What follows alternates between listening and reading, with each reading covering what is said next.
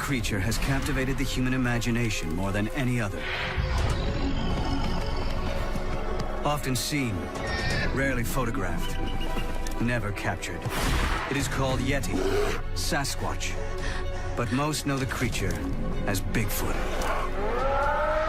Now a team of top scientists search the globe, using the latest technology and their expert knowledge of the animal kingdom. They question the creature's very existence, uncover shocking new evidence, and wonder if we've been searching for the wrong creature all along. Join us for the definitive guide to Bigfoot.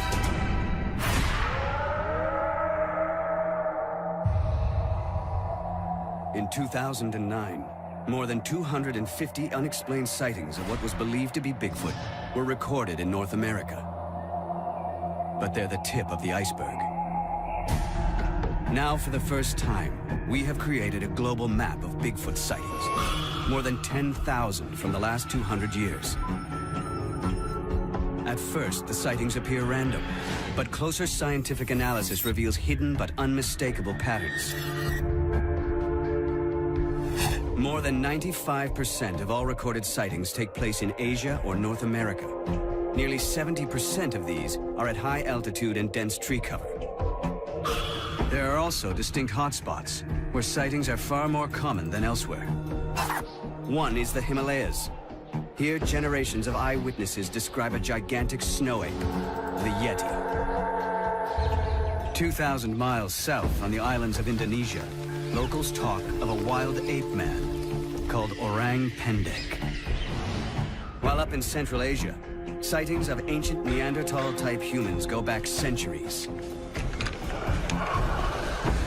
And here in the wilderness of North America, they see a giant ape-like beast.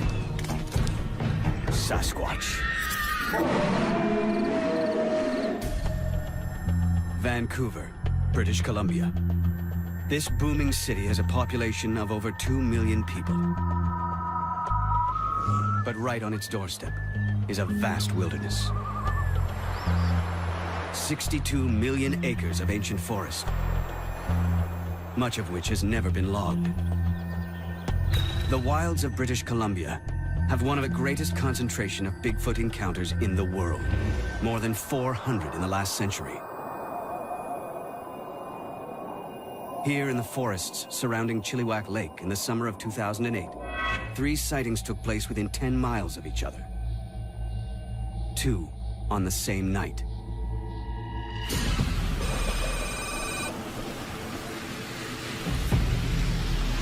This driver is alone on a remote dirt road.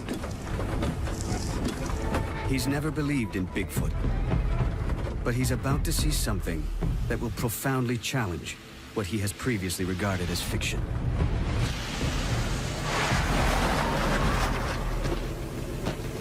This is the report he filed. I was coming up the road here, in the lights. I seen something, like a bear almost. But I realized this couldn't be a bear. It seen me and immediately left. It moved like a ninja. Nothing can move like that.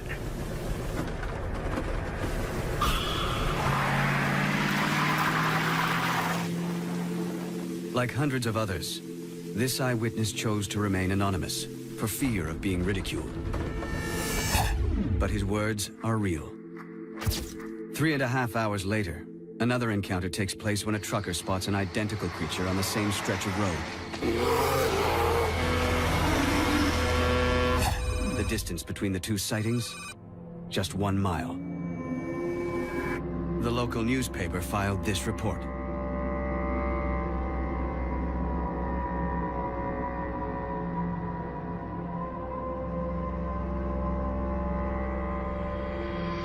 Both eyewitnesses were convinced that what they saw was not a bear. 10 miles away, and 6 weeks later, a third encounter takes place in the forests around Chilliwack.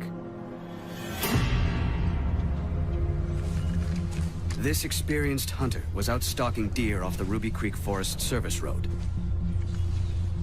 What happened next has haunted him ever since. Without warning, a rock hurls toward him. I swung my upper body and my rifle over to the side, thinking that it was a bear, and it wasn't. It was a rock in mid-flight. It looked to be about 2 feet long. So I was looking to where it came from. Then I saw a flash of black, and it took off through the bush. It took it literally a couple of seconds from approximately this area here to about there. There are no records of bears ever throwing rocks. I come into contact with bears quite often, and it was not a bear. Didn't exactly want to find out what it was. I don't like knowing that there's something out there that can pick me up and use me as a toothpick. I spent the last 2 years trying to forget it ever happened. These 3 encounters are just a small sample of the rich history of sightings in this area.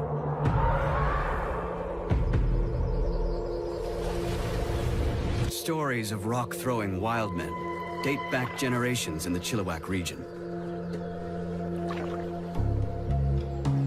It's July 1934, and local Native American Tom Cedar is out fishing for trout.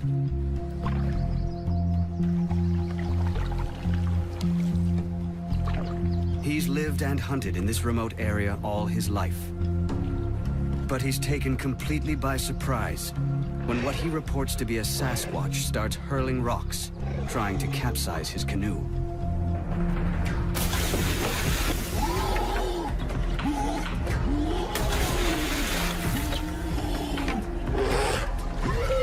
It's one of a series of attacks. And the first time local tribes share their long history of Sasquatch encounters with outsiders. This Sasquatch rock art from Northern California was painted in 500 AD. How do you explain hundreds of encounters stretching back over centuries? Something is out there, but what? Here in one of the world's Bigfoot hotspots, the forests of Canada, 5 of the world's leading scientists have come together to solve this global mystery. Field researchers and specialists, experts in discovering new species of primates, ancient humans, the habitats and behavior of the great apes, the fossil record, and the search for unidentified hominids. Their mission is to focus on how to find these unidentified creatures and establish once and for all if they exist. This is one of the most intriguing questions of zoological exploration that faces science in this modern era. Jeff Meldrum has first-hand experience of what may have been Bigfoot. Did you hear that? That rock was pretty good size. Let's stay here. We've had action. We've had rocks thrown at us. In 2007, he was part of a team besieged by an unidentified rock-throwing creature in a remote Canadian cabin. One of us was urinating off the porch when the first stone hit the side of the cabin. I'm still shaking. Teammate Ian Redmond has led several expeditions searching for evidence of the Yeti. He's convinced something unexplained is out there. If you put aside the hoaxers and the ones that are clearly mistaken identity, there's still a nugget, which is why we're all here. The team will concentrate on a fundamental principle. If Bigfoot is real, it must fit into our understanding of the natural world, meaning it must do everything other animals do, from feeding to finding a mate. The scientists first examine the best evidence available, video and film footage. There are hundreds of examples of this sort of evidence for Bigfoot. Their first task is to eliminate the hoaxes. This video shot near the Canadian town of Banff seems convincing enough, until you realize an identical creature was seen promoting a local business the night before. What is that? Don't tell me that's a Yeti. Then there are the videos where the images are so indistinct, they could be almost anything.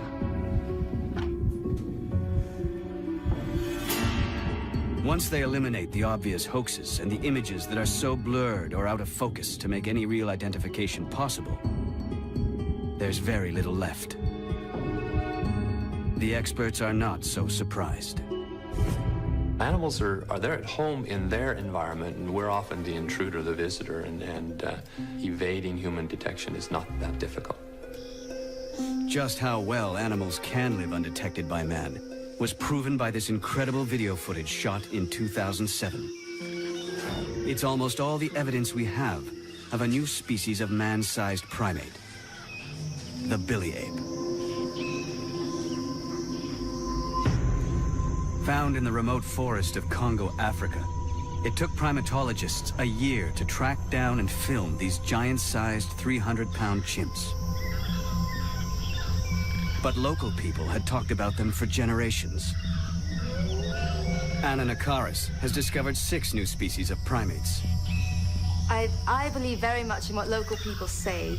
And if local people tell me something is there, I have a suspicion that it may be, even if I haven't seen it. The team points to the discovery of the billy ape as a positive indicator for Bigfoot. If a new species as large as this has managed to live undetected by science for so long, could other species of giant ape-like creatures still be out there? The team goes in search of answers, heading out into the heart of the densest clusters of Bigfoot sightings in the world. And they tackle the single most controversial piece of Bigfoot evidence ever. A team of leading scientists are searching for evidence of Bigfoot that cannot be dismissed. Their goal? To separate fact from fiction and create the definitive guide to this mysterious creature. Research has identified the forests of British Columbia as one of its most probable habitats. Now Ian Redmond takes the search directly into the field. He's one of the world's leading gorilla trackers and is using his highly trained eye to look for signs of an unknown species of ape. Redmond is on Vancouver Island, a place where sightings of Sasquatch are so common, it's sometimes nicknamed Ape Island. The first thing he uncovers is a mysterious structure, one of several found on different parts of the island. It's an example of what is often referred to as a Sasquatch stick structure. It is intriguing. Whatever did it, meant to do it, it's not an accident of trees falling. We can look all around us and see the odd tree falling, but nothing like this structure, this stick structure, which is what they're referred to as. The great apes all build nests to sleep in.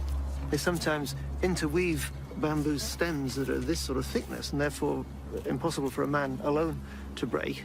And they form a platform above the ground to sleep on.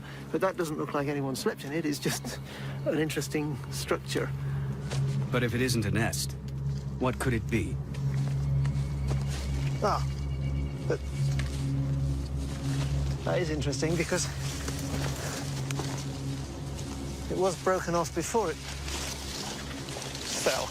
Redmond suspects another motive for the structure, which is also common in gorilla behavior. If its intention is to tell other Sasquatch that there's a powerful male here and he can break off sticks, that would be an interesting interpretation. If its intention is to warn humans not to enter into the Sasquatch territory, I don't think it's working. This is going to intrigue us all the more. While the stick structures may not be conclusive, the fact is, the global map indicates that sightings in this area date back more than a century. One of Vancouver Island's hotspots is the area around the small town of Duncan, and sightings continue right up to the present day. It was 5 miles from here in 2005 that a local resident had what he describes as an encounter with a giant ape-like creature. Corey Combs is a local dirt bike rider. He grew up in and around the forests of central Vancouver Island. One June evening, he was out on his motorbike when he saw what he believes to have been a Sasquatch, face to face. Set up camp, had a fire going. Got kind of late, and, you know, I could hear the bushes moving and branches breaking, but I didn't think much about it. But the noises, they kept coming, and I had that sense of something was watching me.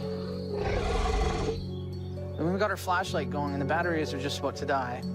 And all I remember was seeing the light shine on its face before the battery died. And that was the instant that I knew exactly what was watching me, and that it was indeed Sasquatch.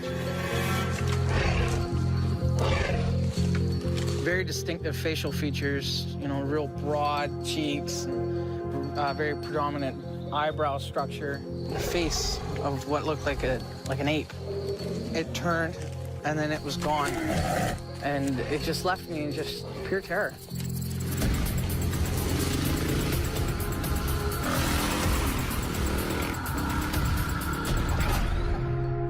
In June 2006, another alleged Sasquatch encounter took place 17 miles west of Duncan.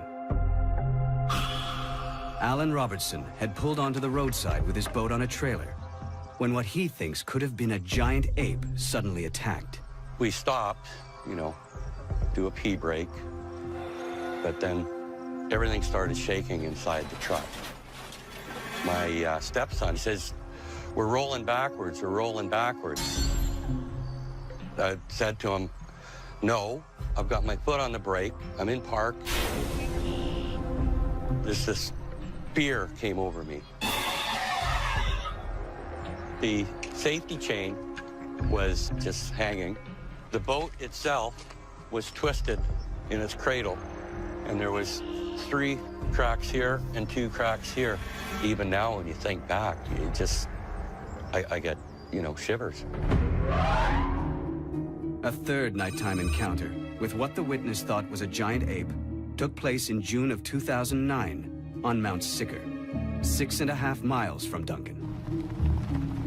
Andrew DeWall was out putting his 4x4 through its paces on a forest road when he pulled in at the top of the mountain to check out the spectacular early evening view. But as he turned to an area of recently logged trees, he saw something he couldn't believe. It looked like your typical picture of a Sasquatch that you'd see on a commercial. It had the flat face, the long draped hair, his arms were down by his knees. And it popped up from behind that stump, just kind of came up.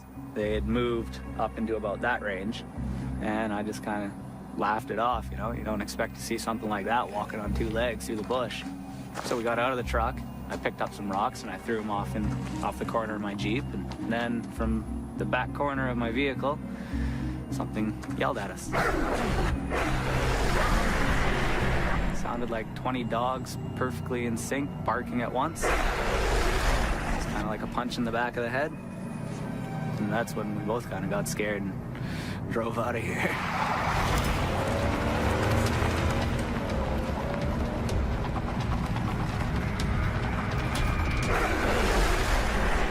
Sasquatch howling like a pack of dogs sounds far-fetched, but gorillas also bark.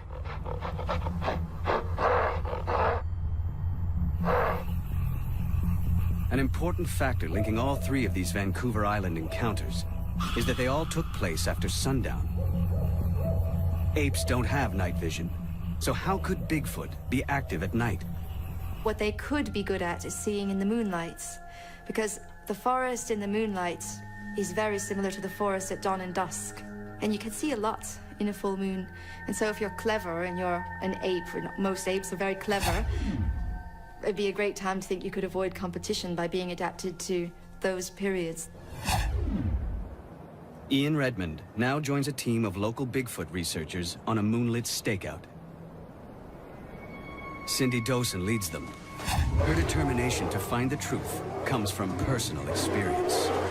I was on a game trail, and 2 deer come flying up the trail, and I took that as a high alert that something's following them.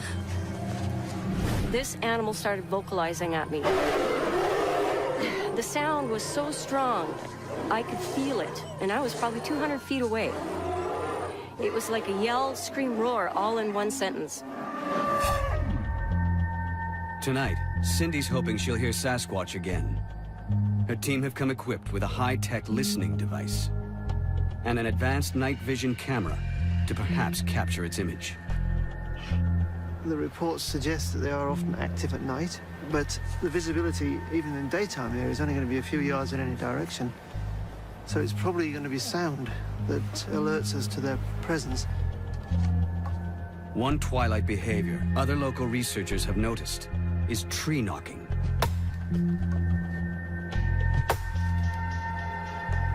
Sasquatch apparently respond to this because they say that if you sort of thwack twice, you'll get 2 taps coming back. And that's communicating. This unusual behavior has been reported in other apes, notably chimps.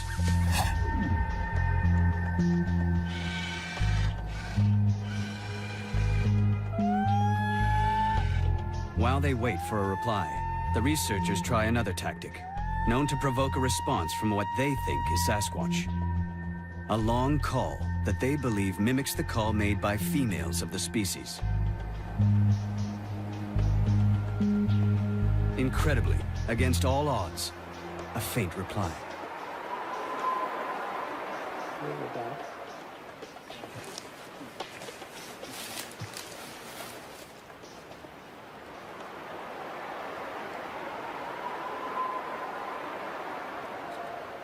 But the researchers are confused.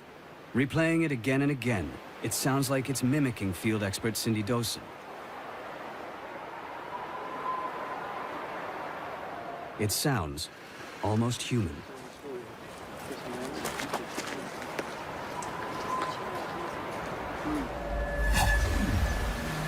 The next morning, Ian Redmond explores the area for signs of a great ape having passed through.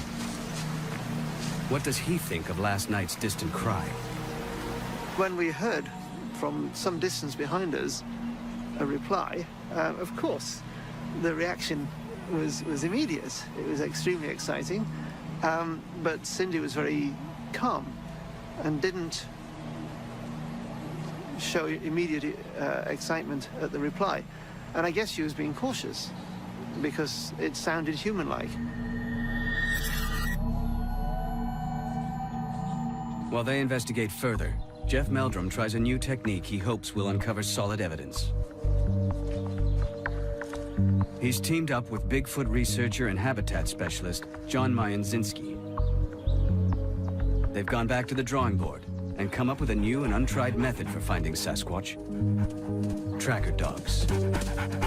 Well, these detection dogs are used quite commonly in search and rescue efforts, but also in recovery efforts, finding the remains of a deceased hiker or hunter. If dogs like these can be trained to locate human remains, they could, in theory, be trained to find the remains of Sasquatch. The most difficult part of the training is finding something that may give the dogs the creature's scent.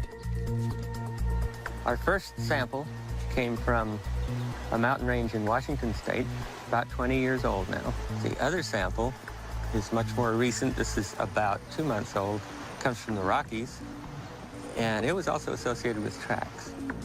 It's a tough call. The experts can't be sure if the samples are genuine, nor that they give off enough scent to potentially train the dogs to hunt for remains. The 2 dogs take it in turns to try and pick up scent from either of the samples. The first dog detects nothing.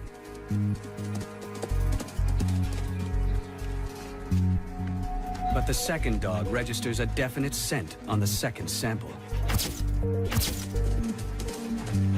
We have to depend on handlers, and they're telling us that we're getting a distinctive reaction from the dogs that indicates this is not a species of animal they've encountered before. The fact that these dogs are reacting in ways that suggest this isn't either animal that they would be otherwise familiar with or not quite human is very promising. The team needs to investigate what kind of creature they're looking for. Searching for clues, they'll take on the most controversial evidence in the history of Bigfoot, the Patterson film. But can they come to a final conclusion? If there were no hoaxes, there we have a Sasquatch. It is one of the greatest mysteries of our time, the search for a creature known as Bigfoot. Now 5 of the world's leading experts in natural history have come together to create the definitive guide to Bigfoot. Their goal? To see if there is proof that a creature is still out there. Our team has decided to examine the most controversial piece of evidence in existence. It consists of 953 frames of 16mm footage, known as the Patterson film. About 40 seconds of silent footage that has galvanized the world. It was shot here, Northern California, Six Rivers National Park, Bluff Creek. Here in the fall of 1967 begins the greatest Bigfoot mystery of them all. As our team watches, primate experts Ian Redmond and Anna Nakaris point to the way the creature walks as a convincing argument for the film's authenticity. It's very relaxed, very flowing gait, clearly comfortably walking bipedally. There's no question of awkwardness. Interesting to see how the creature is swinging its arms quite strongly from side to side. That's something almost more than I'd expect to see even from a gibbon. Team members Bill Sellers and Jack Rink remain skeptical. They focus on the man who shot the film and why. For me, this clip is really all about trust. If you saw a clip of film like this from an impeccable source that you believed, then you'd have to take it at face value. This is, a hairy creature walking across the screen. If you don't trust the person who's actually taking the pictures, and you don't trust that it's not a hoax, it doesn't really matter how convincing it looks, because we know that Hollywood special effects and things can recreate almost anything, and it's very difficult to tell. The man behind the camera was Roger Patterson. Numerous people question his motives, including journalist Mike McLeod. Roger Patterson was a really interesting guy. He never had a real job, never wanted a real job. He was an inventor, and by all reports, quite really an artist with his hands. And he always felt that he was going to, one of his inventions was going to pay off. Many think the Bigfoot of Bluff Creek was one of Patterson's inventions. He thought it was possible that something like this could be out there, and that if he could find it, it would be an incredible thing. It'd be like one of the inventions he'd been chasing for so long. He started making these trips on horseback up into the mountains and talking to people in that area, and he came out with a book in 1966. His book contained a sketch of a creature uncannily similar to the one he caught on film just over a year later. Could this have been the prototype? Roger Patterson's ambitions went much further than writing a book. He borrowed money to direct a Bigfoot movie. He was buying cameras and film footage and raw stock and horses. It was while preparing to shoot his movie that Patterson claims to have caught a female Sasquatch on camera, totally by chance.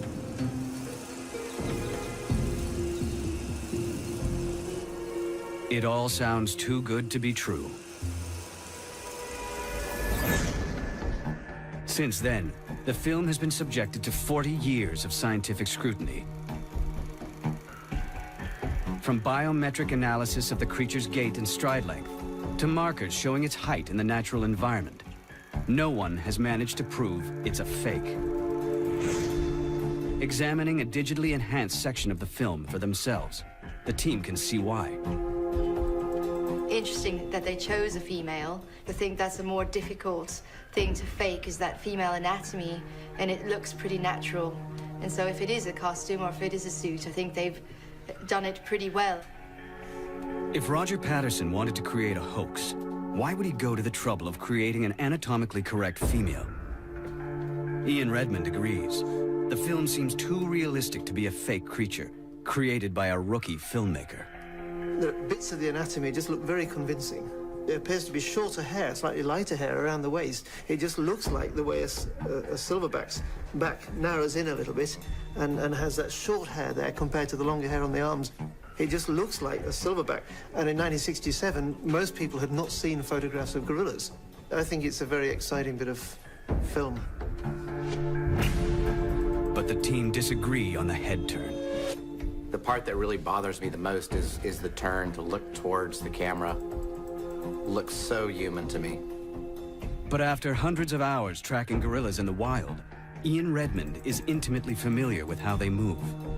If you work with great apes, you see that many of those mannerisms, the way you stop, listen, look, are actually shared by all the great apes, human and non-human.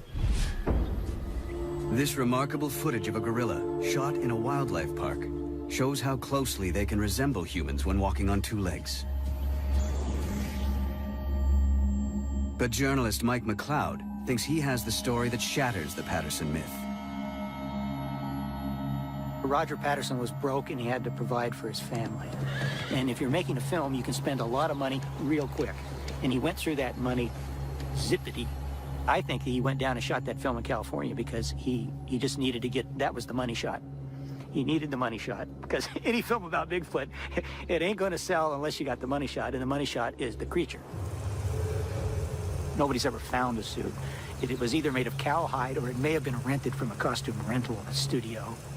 But in any case, he really brought his artistic sensibilities to the film he shot in 1967, which has become an icon. Jeff Meldrum disagrees. This is anything but just a man in a fursuit. There wasn't spandex, there wasn't Velcro, there wasn't anything but relatively cheap costume fur available, especially to an amateur who might be trying to pull off a hoax. If it's a hoax, it really stands as one of the most sophisticated accomplishments of its time. I have to disagree, actually, it's not. I mean, to me, I look at it, and given its history and so forth, you know, it shrieks at me, man in suit. It really does. Roger Patterson went to his grave, taking the truth with him, swearing both his film and Sasquatch were real. I don't think it's in Congress that Roger Patterson would believe that a creature like that existed and then go out and shoot a fake film. It's actually quite interesting. That's his vision of what it looked like. The team remained divided. Two believe it could really be a Sasquatch. Two are unconvinced. One is undecided. But as our global map reveals, real or fake, one incredible fact is certain. In the years after Roger Patterson's film, places like Ohio, Pennsylvania, Maryland, Texas, and Montana, who have almost no previous history of Bigfoot sightings, have become sightings hotspots. In just 10 years, there are more sightings than in the previous 150, and they just keep coming. Can all these eyewitnesses really be seeing Bigfoot? In my experience, hoaxes have been actually very few and far between, and the challenge that we face is sifting the misidentifications, the over-imagination of enthusiastic investigators for whom every bump in the night, every call in the forest is evidence of Sasquatch activity. It's a bit like the Loch Ness Monster. Anyone who sees a lump in the water hopes that's what they're seeing. The team decides to investigate this massive surge. One of the places with the greatest rise in sightings of Bigfoot-like creatures is Florida.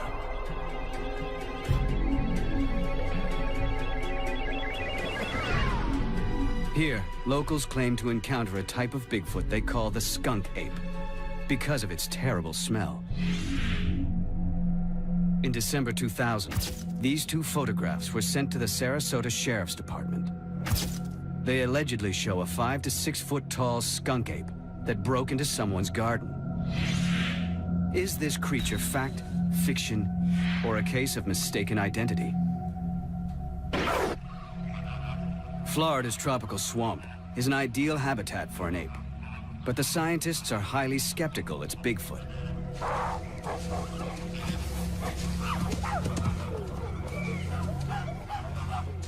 There's a whole huge menagerie of pets that have been released, particularly in South Florida. We know that primates can thrive in these habitats, and chimpanzees are extremely adaptable, and there's a lot of food they can be eating in Florida. Keeping chimps and orangutans as pets became fashionable in the 1970s, just when sightings of the skunk ape took off.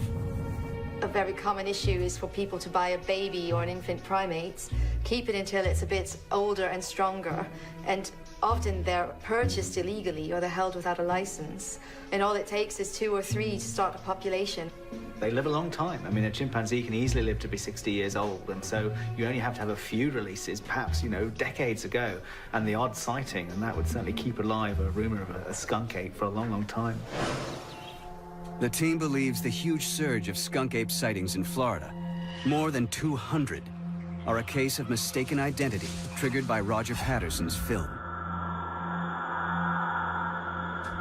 Sightings of skunk ape are probably nothing more than an escaped chimp. But not all clusters are as easily explained. The biggest hotspot the team cannot dismiss is the Pacific Northwest.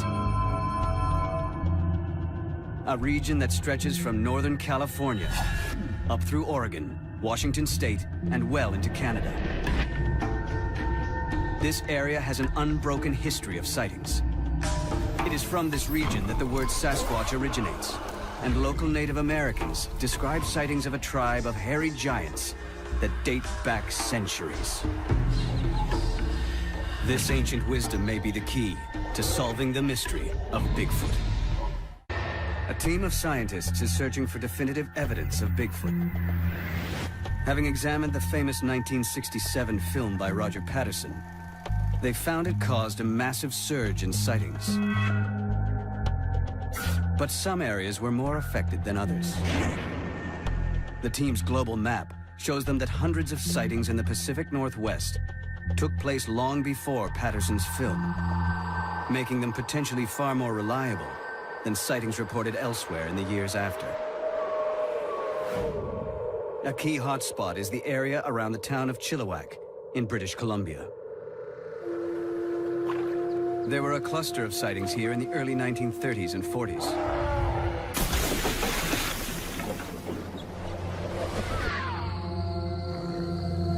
One of the best documented encounters took place in July 1934 in a remote forest on the edge of the Chehalis Indian Reserve. Millie Saw and a friend are at home.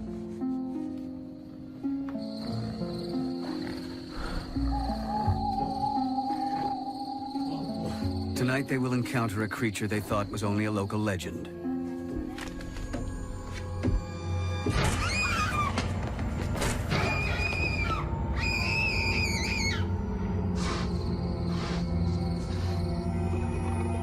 The two women report a giant hairy hand at their window and being trapped for the whole night by a monstrous creature. It's an untarnished record from impeccable witnesses. And they're not alone. As we move forward in time on the global map, the reports from around Chilliwack just keep coming, in increasing numbers.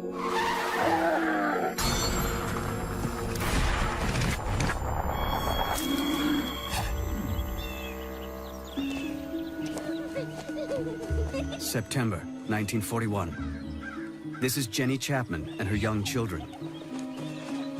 They're a respectable folk, known and trusted in the local community. It's a typical afternoon. The kids are playing, and Jenny is hanging her laundry. Her husband, Jack, is at work on the railroad. They're alone. Their home is miles from the nearest town. The forest is close and dense. And something is out there.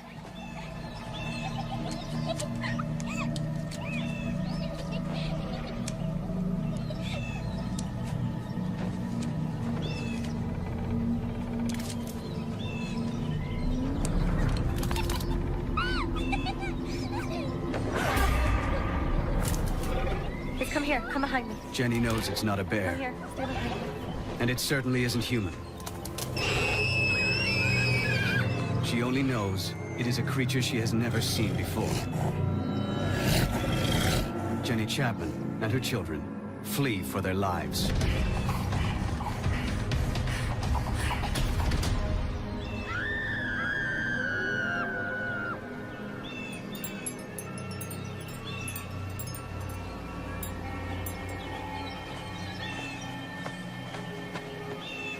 Jack Chapman arrives home at dusk.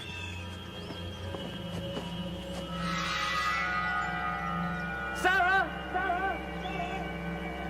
Jenny! Jenny! He finds strange reddish-brown hair snagged on the high door lintel. the house has been ransacked.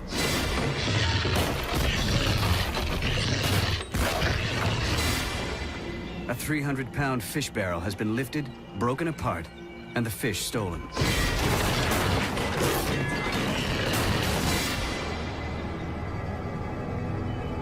Realizing his wife and children are missing, he runs into the forest. Jack Chapman eventually finds his family taking refuge in the nearby town. The family never returns to the homestead.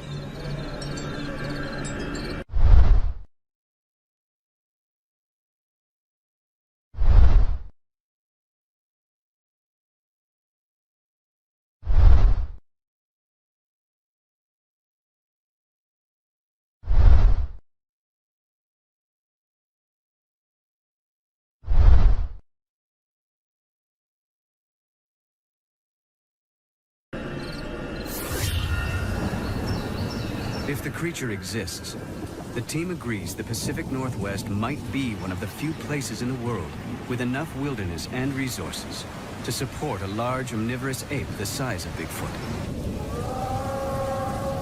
But there are some crucial questions they need to answer. One of the things you need to work out is actually what they eat, particularly what they might eat during the winter when, you know, food is presumably not very good supply. And the sort of the equivalent animal that you might think of would be something like a bear, which of course can hibernate. But the larger primates, really, it's not something that they can do. So you need a food supply. Yeah, right. And in the Pacific Northwest, I mean, one thing to bear in mind that the coastal forests of British Columbia, for example, has very little snow accumulation during the winter. And so there are thousands of miles of coastline through that inside passage up into southeastern Alaska that actually is a very rich habitat and provides a lot of food resources throughout the year. Yeah, things like shellfish and Shellfish and kelp and all the invertebrates that are available in the tide pools. The ransacking of the Chapman's house suggests Sasquatch has an appetite for fish. If so, it wouldn't be the only primate to eat seafood. Several species of monkeys eat mollusks they find in shallow water. But Sasquatch are frequently seen far inland at much higher altitudes. Surviving here would require Sasquatch to live on hard-to-process foodstuffs, like sedge grass, leaves, even bark. This in turn would require a specially adapted gut.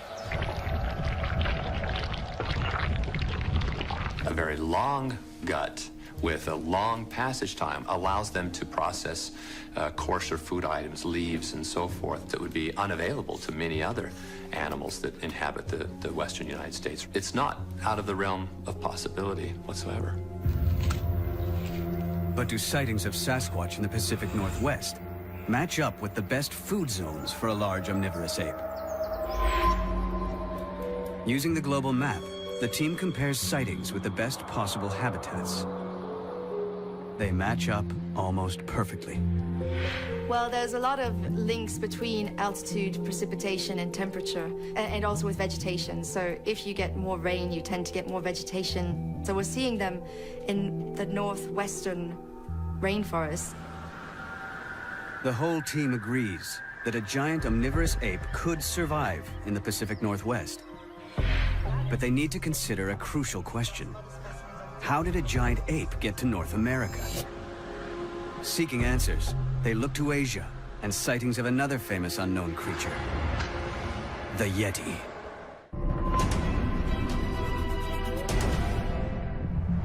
Searching for evidence of Bigfoot, a team of scientists has been exploring the Pacific Northwest. They found an ideal habitat for an omnivorous great ape. Now they investigate reports of similar creatures in Asia, searching for links between them and an answer to how Bigfoot got to North America. Their first Asian location, the mighty Himalayas, the highest mountain range in the world. It's home to what local peoples know and fear as the Yeti. From our global map, our experts can see a tight cluster of sightings at altitudes over 9,000 feet above sea level, with an annual snow and rainfall of 40 inches. The most important evidence for Yeti is footprints. In 1951, climber Eric Shipton was at a height of 20,000 feet during an expedition to Mount Everest, when totally unexpectedly, he came across these ape-like giant prints. With no other humans living even remotely nearby, he was convinced they must have been genuine. Jeff Meldrum has a cast of the original Shipton footprint, and he's convinced it definitely came from a real creature. It's quite distinctive in that the large toe is divergent from the remaining toes. A more thumb-like appendage. The Shipton footprint is further enigmatic in the fact that the second toe is quite enlarged. This may be a natural feature, or it could also be a pathology. We don't really know, since only a single footprint was documented. It seems extremely unlikely that someone would add an injury to a faked footprint. And even more improbable that they would fake footprints on a remote snowfield more than 20,000 feet up in the Himalayas.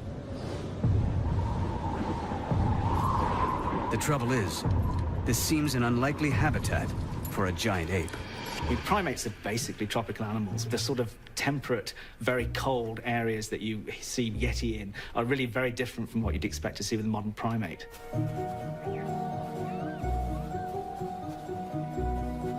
But there are exceptions. These Japanese macaques live at an altitude of over 10,000 feet and further north than any known primate. They've adapted to survive in temperatures of -4 degrees Fahrenheit. Could Yeti have adapted to live in the same environment? There are other primates that are adapted for high altitudes, and they have very huge home ranges. I don't think Yetis live in the snowfields. I think they pass through the snowfields, and they spend most of the time foraging in the forest where the food is. And on my one visit to Nepal, I was impressed by the number of food plants that were the same as mountain gorilla food plants. Yeti's available diet and its footprints suggest it could be a creature closely related to a giant mountain gorilla. But locals say they have seen it tearing yaks and goats apart with claws. This seems impossible because apes don't have claws.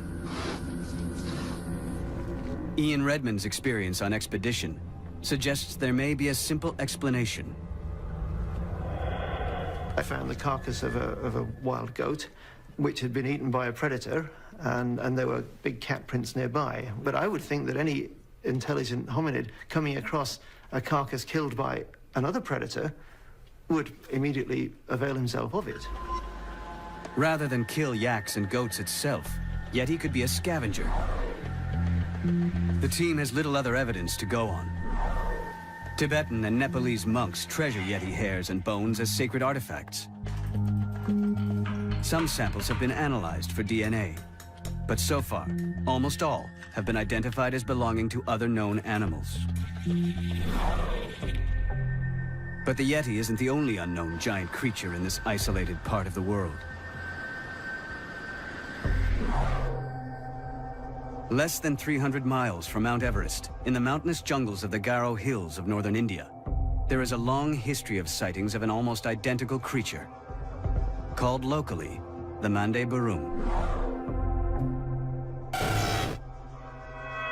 Local people encounter them all the time. They see them in the forest. They say in general they're quite gentle, that they don't really harm you, but they're still extremely afraid of them. Descriptions of the Mande Barum and the Yeti show such close similarities. Team member Ian Redmond thinks they are the same species, just adapted to different environments. I think of it as the lowland Yeti. It's not up in the snowfields, it's down in hot, steamy tropical forests of northern India. Evidence for this lowland Yeti is even more difficult to track down. It's actually very good luck to get a piece of it. And so by the time anybody goes to investigate it, villagers have come from miles around and ripped off a token. And it's almost like a relic, a little piece of a saint. You never see a whole body, but you occasionally see the scalp or you see a finger bone. And in fact, local ranger he had a finger bone, and he wanted to have it submitted for DNA analysis to see what it was. And he gave it to the Department of Wildlife, and they thought it would bring mockery to the department, and so it disappeared. I think what this does, though, is highlight fear of ridicule, because anyone who's seen any of these things is likely to keep quiet about it because they'll be mocked. 1,000 miles east, in China, is what may be a third variety of Yeti. A creature the Chinese call the Yeren. In the mountainous forests of central China is a cluster of 200 sightings. But these are just reports from the last few decades. Legends of encounters with the Yeren, or wild man, date back to 200 BC. Yeren, Yeti, and Mandeburung, 3 almost identical Bigfoot-type creatures, all sighted within a few hundred miles of each other. The theory is they could all be linked and share the same ancestor, a giant ape that lived in Asia in the past. Remarkably, discovered only a few hundred miles south of these 3 clusters of sightings, is fossil evidence of a giant prehistoric ape. Called Gigantopithecus, for centuries its teeth were used as ingredients in Chinese medicine. Gigantopithecus was first discovered by these molars that were being sold in Chinese apothecaries as dragon's teeth, and turned out to be big ape molars, and then a bit of mandible was found, I understand, and if you kind of put that together, it seems that it was a large gorilla-like ape. It was using bone samples like this that team member Jack Rink, a specialist in fossil dating, worked out how long ago Gigantopithecus lived. Well, to the best of our knowledge, Gigantopithecus's last known occurrence was about 300,000 years ago in southwest China.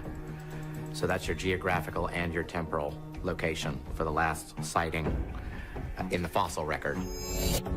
This means Gigantopithecus was still alive at the time of our Stone Age ancestors. There's almost no possibility that humans and Gigantopithecus did not encounter each other. So I really firmly believe that there has to have been interaction between these 2 primates. The majority of the team believe that if the Yeti and Asia's other reported giant apes exist, they are almost certainly descendants of Gigantopithecus. But is the North American Sasquatch? Today, Asia and North America are separated by the Pacific Ocean. But many times over the last million years, a temporary land bridge has formed between Siberia and Alaska as sea levels have changed. It's possible a giant ape could have migrated across this precarious plateau of land into North America. But there's another creature that could also have made this journey. Now the team investigates evidence that sightings of Sasquatch might not be a giant ape, but a species much closer to man.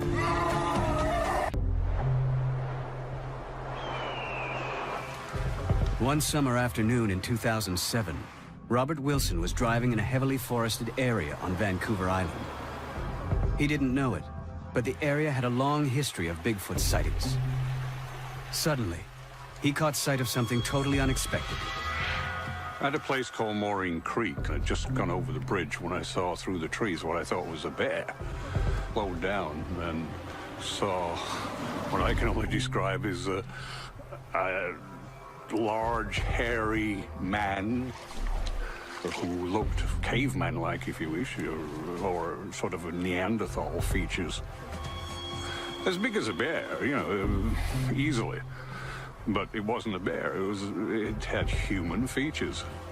I just couldn't believe what I was seeing, but I could see very, very clearly.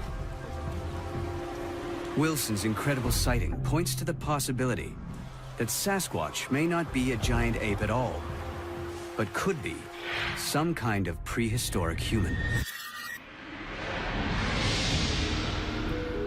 Our experts' global map reveals hundreds of sightings of giant Neanderthal-like humans all across Asia.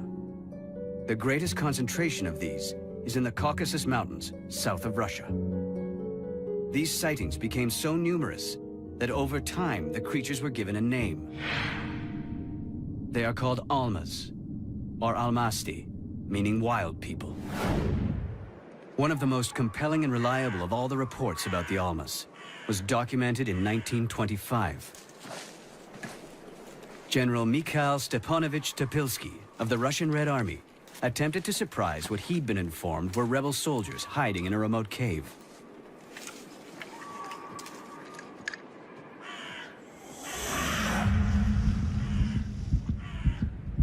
The Russians could hear something moving inside.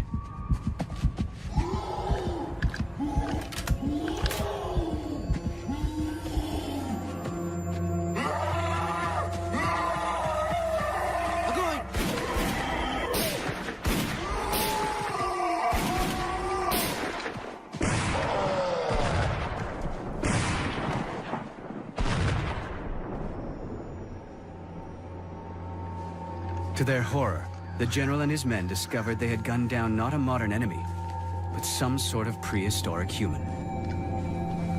The dead creature lay with his eyes open and his teeth bared.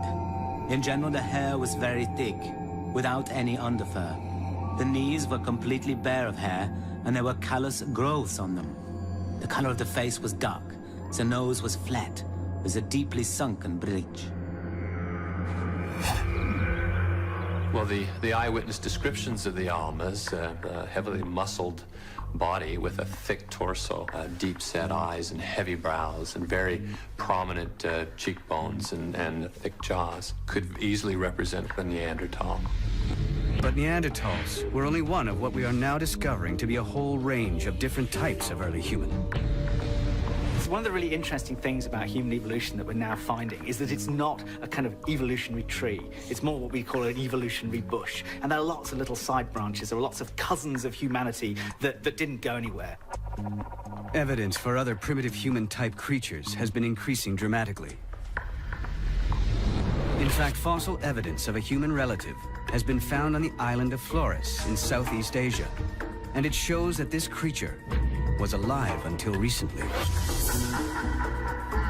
Unlike the Almasty, they are very small. But they too are a separate species from modern man. Scientists named the creature Homo floresiensis. Homo floresiensis, the hobbit, is always described as an example of island dwarfism. So this is an animal that's found itself on an island with none of the normal competitors that we'd normally have.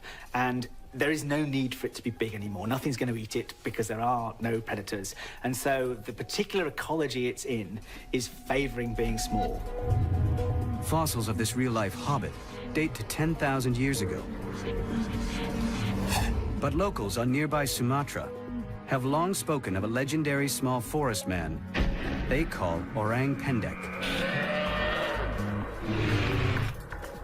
Could this be the same creature? Or perhaps an even more primitive subspecies?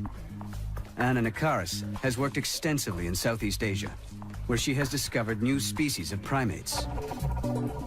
She's convinced local people's stories of Orang Pendek are reliable and of a real creature. Local people can be extremely reliable, and there is a lot to say in listening to the stories of the people that live in these remote places. The thing that's so fascinating to me is the life that's been breathed into the legend, so to speak, by the recent discovery of the Homo floresiensis, the hobbit. You know, the prospect of a relic population of hominid or another type of primate might not be so far-fetched. Incredibly, just as these local stories have proved Orang Pendek might have a basis in fact, so too, new evidence reveals what might be the remains of the real-life Almasty. In March 2010, an amazing new discovery was made on the borders of Russia and Kazakhstan, in the same region as the 1925 encounter. From just a single finger bone, scientists identified yet another type of human species. They're calling it the X-woman, or Homo denisova. So we've got this ex-woman that's just been identified just from a finger bone that we've extracted DNA from. And the DNA in this finger bone is sufficiently different from the DNA that we've extracted from other modern humans and from Neanderthals that we think it was probably from a completely different species. So in fact, having multiple species of humanity is probably the norm. Scientists now think Homo denisova was a cousin of Homo floresiensis. Some of the team believe remnants of multiple species of humans could still be living today. These days, we seem not to be able to imagine that we can be living side by side with another bipedal creature, whereas in fact we did for 1 million years. And that was only discovered for certain in the 1980s. Exactly. Why would the present be the exception to the rule that has seemed to prevail for literally millions of years? An astonishing new discovery in China may supply the team with another possible candidate in their search to explain Bigfoot. A giant ancestor of Neanderthal called Homo heidelbergensis. Until recently, heidelbergensis was believed to have gone extinct more than 250,000 years ago.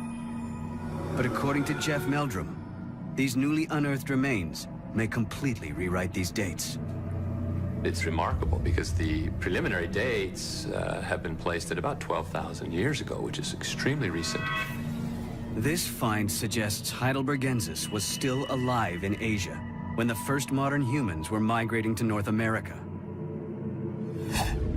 Like them, it could have crossed the land bridge that once connected Siberia and Alaska.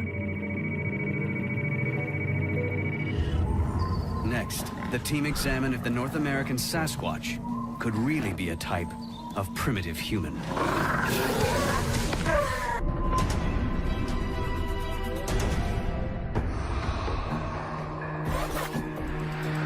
In their quest to find definitive evidence of Bigfoot, a team of scientists is examining the possibility that the creature may be a type of early human. They've been investigating a potential suspect called Homo heidelbergensis, a giant ancestor of Neanderthals, which could have crossed into North America from Asia. They turned to one of the earliest written records of an encounter with Bigfoot. Could it be the same creature?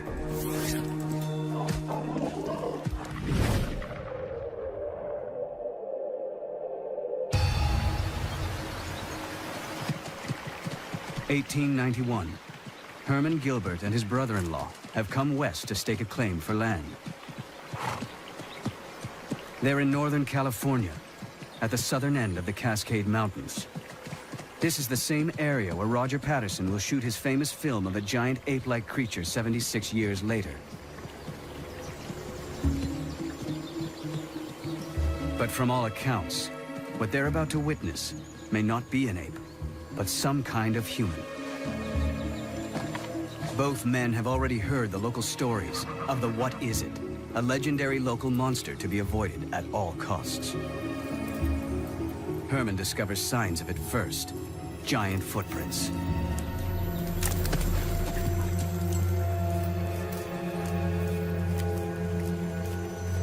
Bones and gore litter the area. The smell is overpowering.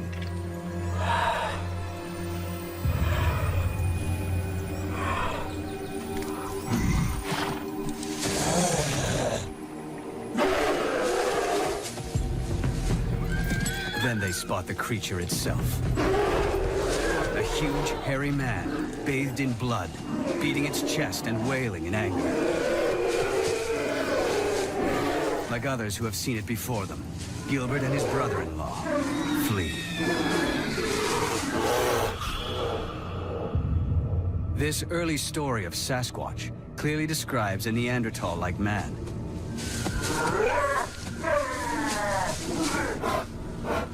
One possible candidate for Bigfoot is an ancestor of Neanderthal, called Homo heidelbergensis. Heidelbergensis was the biggest known ancient human.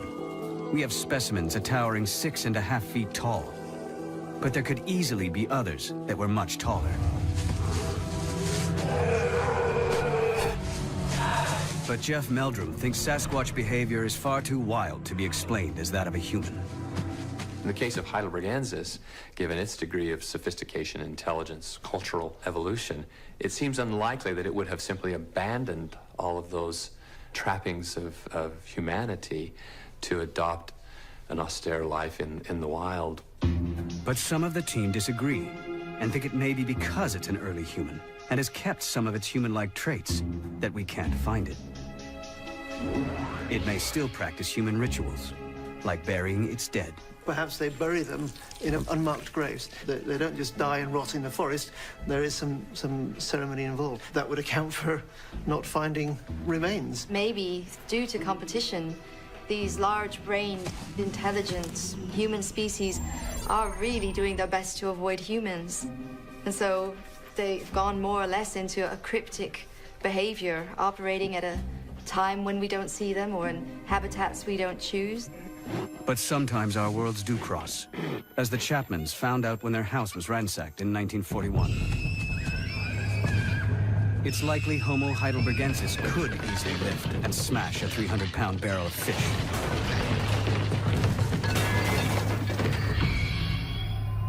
Fossils show heidelbergensis had much thicker bones than a modern human.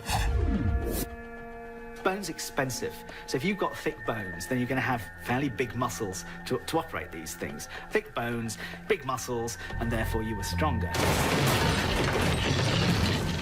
This stronger frame and muscles could also explain how the creatures have regularly been reported to run at speeds of 30 miles per hour. Sprinters, it's all about power. It's all about having kind of a bigger engine, so that's sort of more muscle for your weight. Perhaps they were built for sprinting. Today's fastest sprinters average 6.3 feet tall and run at 27 miles per hour. A super strong 6'5" heidelbergensis could easily be faster. And that's not all. Native American stories of Sasquatch describe hairy, rock-throwing men, which closely match the description of heidelbergensis. The tribes of the Pacific Northwest also report the Sasquatch's attraction to human women. These stories stretch back centuries, but even today, they remain protective of women when they believe Bigfoot is at large. When non-tribal people visit those locations where they take special care and they escort the females back to their vehicles and make sure that they are safely off the reservation. And I've personally been escorted off a reservation because they believed that there was a Bigfoot in the location. One woman who says she knows what it's like to be pursued by a Sasquatch is Cindy Dosen. In April 2008, she was out in the forest around Maple Mountain, Vancouver Island, when an unidentified giant creature pursued her.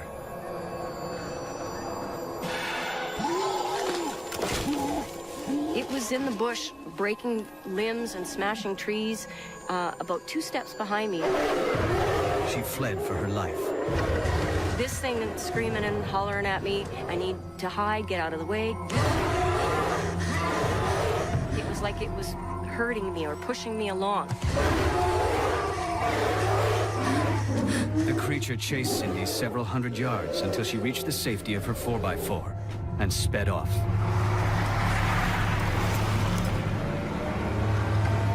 And when I got into my car, I started crying. I just fell apart. And I wouldn't go back out in the woods for up to 3 weeks. I just would not. There's just no way. Was this a close encounter with a lone male Sasquatch searching for a mate? Some First Nation legends go as far to say Sasquatch had children by human women. There is oral tradition that it's happened in the past. They do talk about that offspring have been produced and the child will only usually live a very short period of time due to rapid growth. It's usually very slow, can't learn the language, doesn't learn any traditions. But if Sasquatch really is a heidelbergensis, mating with a human might not be as far-fetched as you might think. Recent genetic research has revealed early modern humans mated successfully with Neanderthals. Many people today still carry Neanderthal genes.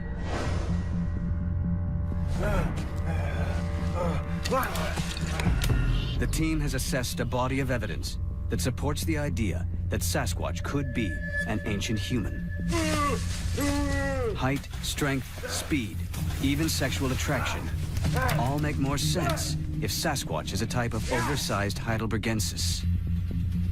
But Professor Jack Rink is about to propose a dramatic, never-before-revealed theory that suggests Bigfoot isn't an ancient species, but a type of modern human that has transformed itself into a creature of the wild. Our scientists believe there are most likely two explanations for Bigfoot, if it exists. The first is that it's a giant ape descended from a prehistoric creature called Gigantopithecus. The second, it's an unidentified species of ancient human, possibly a Homo heidelbergensis. But now the team investigates a third possibility, a new theory that focuses on the Pacific Northwest.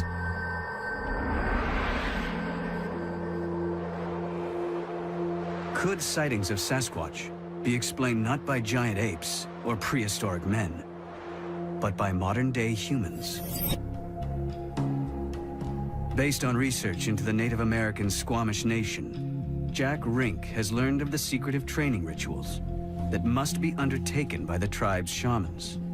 One of the aspects of the Squamish Nation oral tradition is that people become literally wild people through shamanic processes where they have to go off and stay isolated for periods of over 10 years, eating wild foods, being isolated from the other parts of their tribe. So the living wild people apparently do exist. The clues that helped reveal this groundbreaking evidence were uncovered on the rugged shoreline of British Columbia by one of the Squamish Nation's foremost scholars, Professor Rudy Reimer. Reimer was searching for stone tools used by his ancestors when they first settled the area more than 10,000 years ago. People picked up local rocks and modified them for plant gathering and hunting and a whole wide range of other activities. But he kept finding stone tools in out-of-the-way places, and intriguingly, many appeared to have been in use in recent times. When we did find them, they were in odd locations. They were in remote, hard-to-access areas. And to me, as a First Nations person, as an archaeologist, I began thinking about those sites in a different way.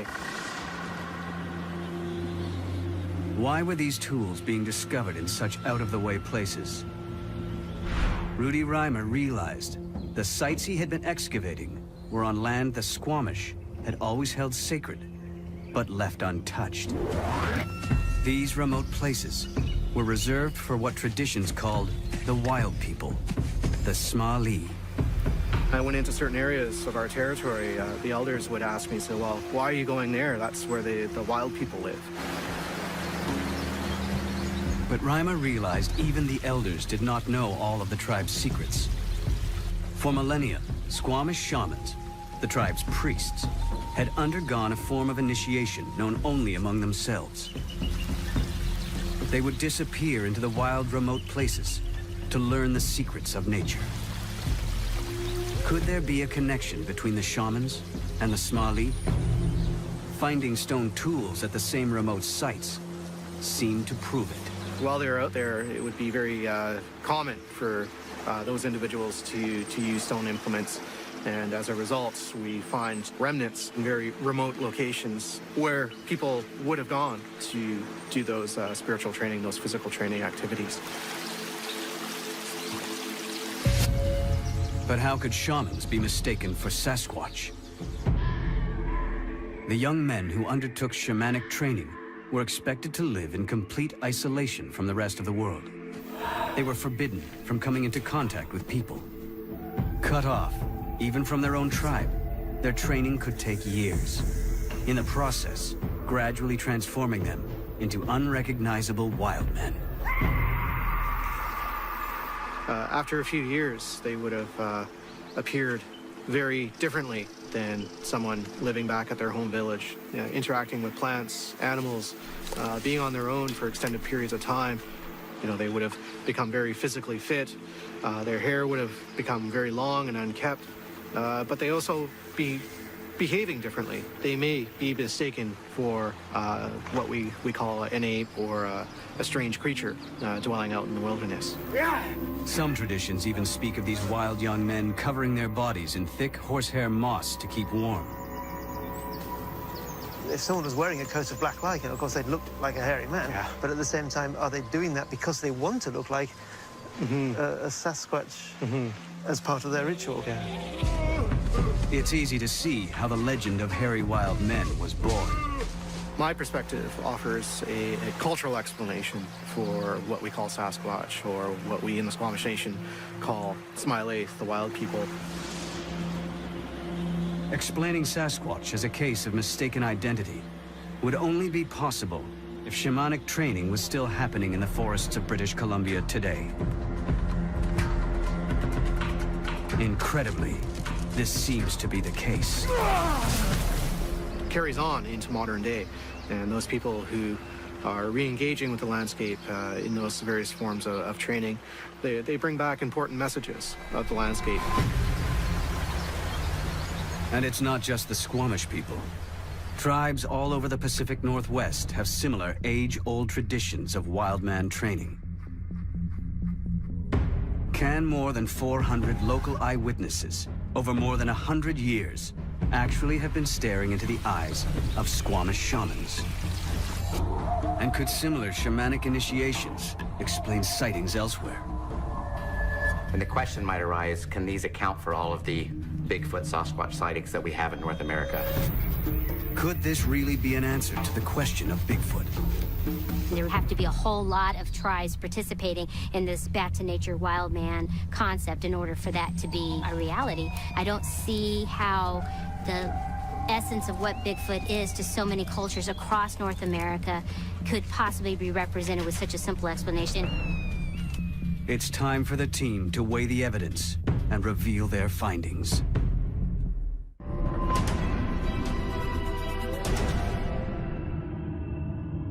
The team investigating the worldwide mystery of Bigfoot is coming to its conclusions. They've narrowed down their inquiry to 3 potential suspects for what the creature, if it exists, could be. Now they consider this 3rd and latest suspect, Native American shamans training in the wild. Can these account for all of the Bigfoot Sasquatch sightings that we have in North America? It wouldn't account for the 16-inch footprints, though, would it? Ian Redmond has spotted a major flaw in the shaman theory. The creature is named Bigfoot for good reason. No ordinary human could ever leave footprints like these. Studying the giant-sized footprints allegedly left by Sasquatch is Jeff Meldrum's specialty. He's studied hundreds of them and found the distribution of sizes follows a pattern identical to a real animal species. This is exactly the type of data we would expect if we were, in fact, sampling a real population. But the existence of hoaxers makes any definitive conclusion drawn from footprints alone uncertain. What we really need is a live specimen, or the next best thing, its bones. As soon as you have a skull, everyone is happy. You've got all the information you need, particularly things like teeth, because, you know, they're so different between different mammal species. If you had, there'd be no argument. It would be kind of a done deal. There is no fossil evidence either, but some of the experts are not surprised. We know virtually nothing about gorilla fossil history because they live in forests. And in forests, fossils don't form very well.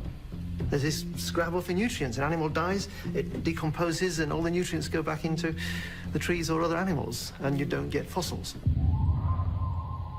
But if Sasquatch is a giant ape, there is other evidence the scientists might expect to find. Then if they're eating all this vegetable matter, they're producing a lot of dung. Perhaps they bury it. Perhaps their tradition is to scoop a hole, defecate in it, and cover it.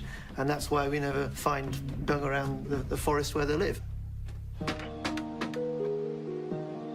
All the scientists have are tantalizing clues. Hair samples that don't register as any known species. Recorded calls in the night. And most crucial of all, thousands of eyewitness reports from all over the world. Using their global map, the team has advanced the search for Bigfoot in unexpected new directions.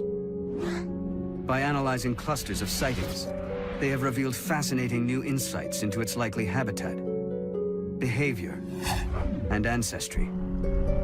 Most important of all, they have shown how the Roger Patterson film of 1967 set off an unprecedented wave of sightings that continues to this day. But by closely examining the changing patterns of data before and after Patterson's film, the team has turned the clock back and filtered out many of the distortions the footage has caused. This helped them rule out either hoaxes or cases of mistaken identity, like Florida's skunk ape, which the team believes is probably one or more escaped chimps or other species of ape. On the other side of the world, in the forest of Sumatra, the team found the opposite, a history of sightings that cannot be explained by mistaken identity. What the 3-foot-high orang pendek is, no one yet knows, but most of the team thinks it's a genuine case of an unknown creature. I think of all of them, that's got a very strong possibility to be discovered. Elsewhere in Asia, by analyzing sightings of Yeti, Yeren, and the Mande Burung, the team found they were all reported within a few hundred miles of each other. The discovery of fossils of a giant ape called Gigantopithecus, found in the same part of Asia, pointed to what might be their common ancestor. But they also examined striking fossil evidence of another potential Bigfoot suspect, the Neanderthal-like Almasty. If such creatures exist, they must have crossed into North America from Asia along the now-vanished land bridge called Beringia. The final question our experts must confront is, did they? Bill Sellers thinks not. This is an absolute case there, that we've not got the cut and dried evidence. We've got no skull, we've got no bones, and eventually we have to admit that we should have that. But Jeff Meldrum is optimistic. Like the recently discovered X-Woman, just one bone could change science's view of Bigfoot overnight. A single tooth could make all the difference. Suddenly, I think there would be much more interest in the Sasquatch question from the mainstream scientific community. Jack Rink remains open-minded about the existence of giant unknown apes in the world. I'm not completely convinced that we are dealing with a mistaken identity phenomenon. I think there's a considerable amount of evidence that there may be, in fact, some primates out there. Anna Nakaris and Ian Redmond believe the sightings are strong enough to warrant further detailed investigation. It's extraordinary. Why aren't we putting more people on the ground to live in remote areas with all the appropriate equipment to record sounds and capture on camera traps these creatures? But what creature do they hope to find? Well, certainly there is a lot of difference of opinion as to what the nature of the Sasquatch is. There are those, such as myself, that hypothesize that it's much nearer an ape in its nature. But there are also others who maintain this is a type of person. If that is the case, then we really have to sort of redefine what the label human encompasses. Whatever Bigfoot is, remains a mystery we may never solve. Like many extinct species, it may already have vanished into history without leaving any physical trace. But if it still survives, it surely hides in the last remote and unexplored places of our planet, constantly keeping just one step ahead of us.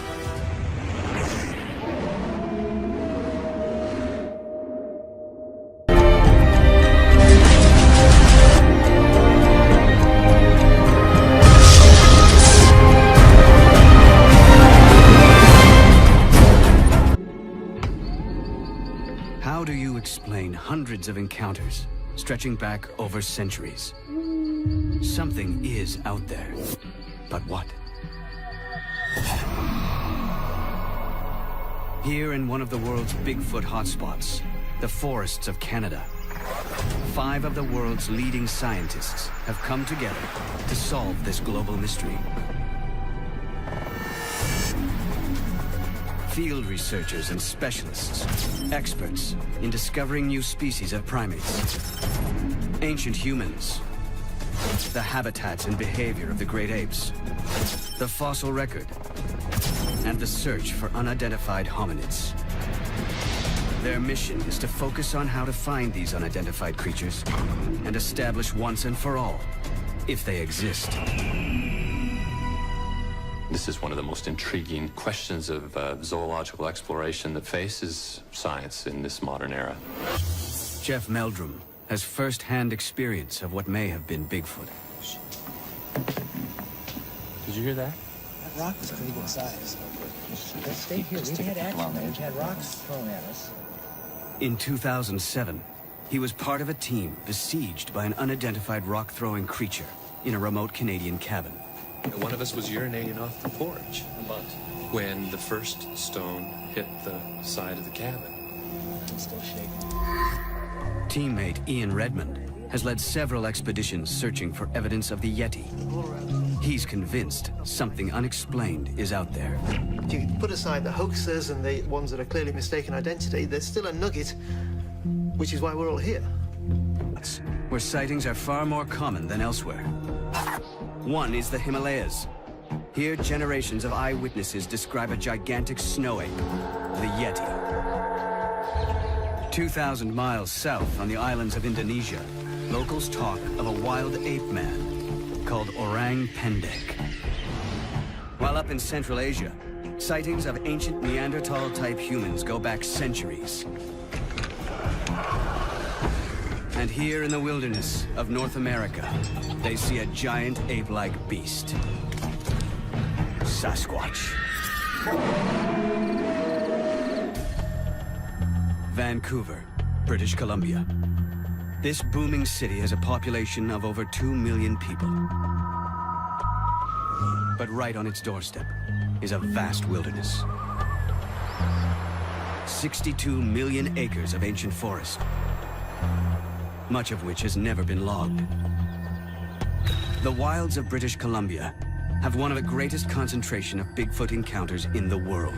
More than 400 in the last century.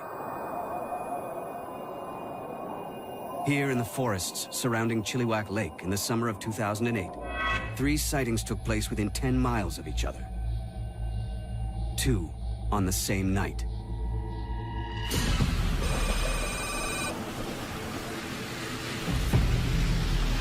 This driver is alone on a remote dirt road. He's never believed in Bigfoot, but he's about to see something that will profoundly challenge what he has previously regarded as fiction.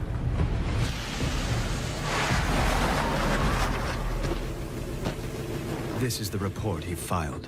I was coming up the road here, in the lights. I seen something, like a bear almost.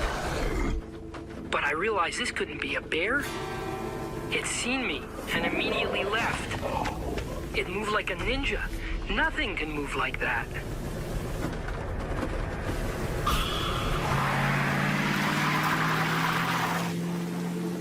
Like hundreds of others, this eyewitness chose to remain anonymous for fear of being ridiculed.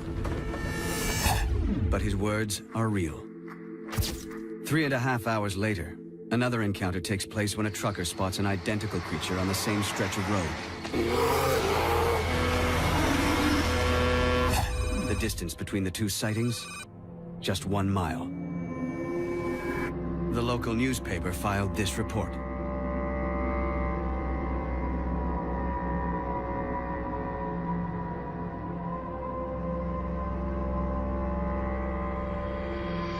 Both eyewitnesses were convinced that what they saw was not a bear. 10 miles away, and 6 weeks later, a third encounter takes place in the forests around Chilliwack. This experienced hunter was out stalking deer off the Ruby Creek Forest Service Road. What happened next has haunted him ever since. Without warning, a rock hurls toward him.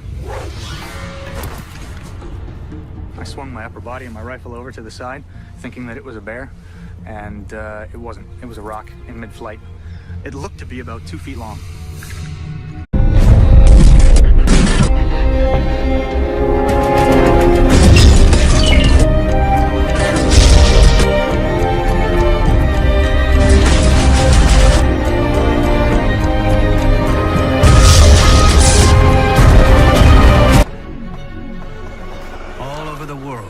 One creature has captivated the human imagination more than any other.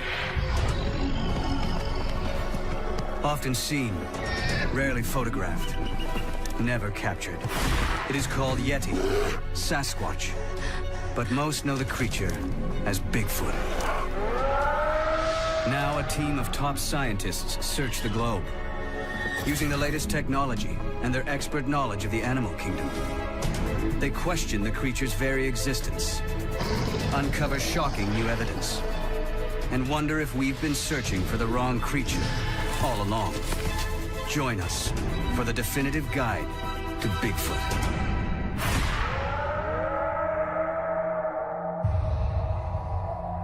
In 2009, more than 250 unexplained sightings of what was believed to be Bigfoot were recorded in North America. But they're the tip of the iceberg. Now, for the first time, we have created a global map of Bigfoot sightings. More than 10,000 from the last 200 years. At first, the sightings appear random, but closer scientific analysis reveals hidden but unmistakable patterns. More than 95% of all recorded sightings take place in Asia or North America. Nearly 70% of these are at high altitude and dense tree cover. There are also distinct hotspots. I was looking to where it came from. Then I saw a flash of black, and it took off through the bush. It took it literally a couple of seconds from approximately this area here to about there. There are no records of bears ever throwing rocks. I come into contact with bears quite often, and it was not a bear. Didn't exactly want to find out what it was. I don't like knowing that there's something out there that can pick me up and use me as a toothpick. I spent the last 2 years trying to forget it ever happened. These 3 encounters are just a small sample of the rich history of sightings in this area.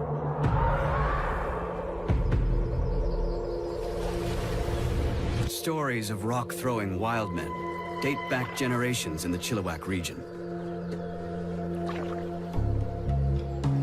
It's July 1934, and local Native American Tom Cedar is out fishing for trout.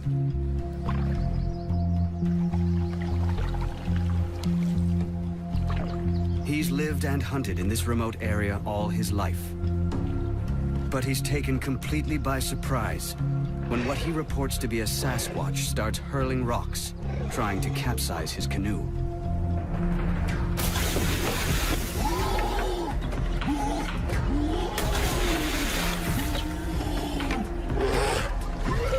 It's one of a series of attacks. And the first time local tribes share their long history of Sasquatch encounters with outsiders. This Sasquatch rock art from Northern California was painted in 500 AD.